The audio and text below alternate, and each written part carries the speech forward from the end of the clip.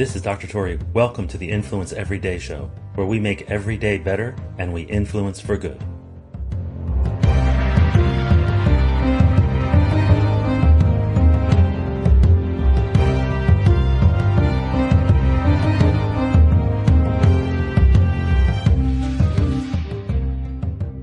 One of our biggest problems in communication is that we tend to do things off the cuff, without planning, without being very deliberate.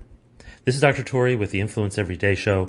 Today, we're going to go over what it's like when you've had an absolutely awful day and you're just arriving home. Now, in that moment, you have some options. You have some choices. You've had an awful day. Perhaps you had arguments at work. Maybe you underperformed. Maybe someone else didn't deliver on something. Maybe you got into a shouting match, or your job's on the line, or someone cut you off, or you got into an accident on the way home. Whatever it was, you had an awful day.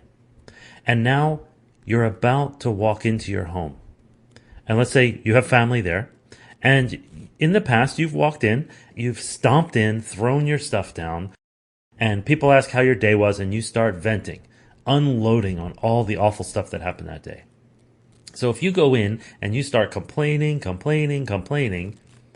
I promise you, you'll have one type of evening. But that's not the only response there is to an awful day. A far better response is to walk in after an awful day. All the same stuff could have happened, maybe even worse.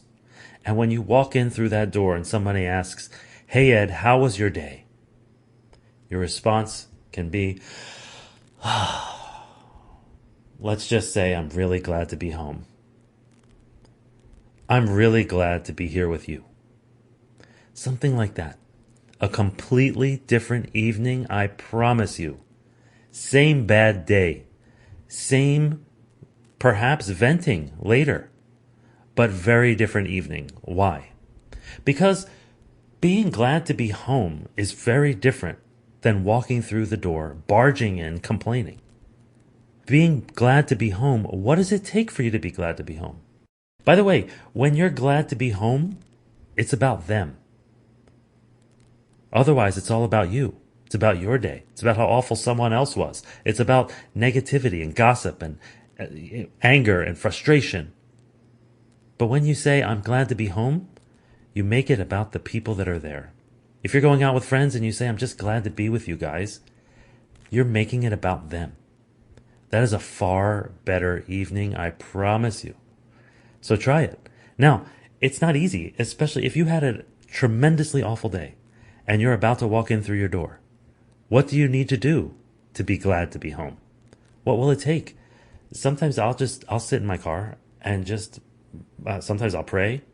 Sometimes I'll just reflect on the good qualities of people in my house, things I should be grateful for.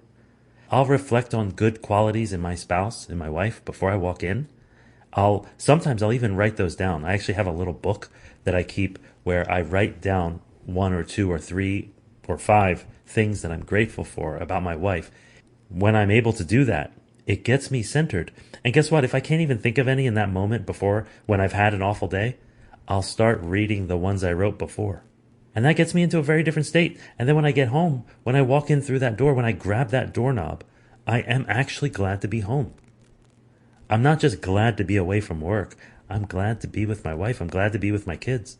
It's a very different evening.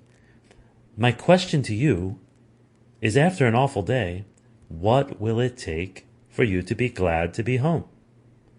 And whatever that is, do it.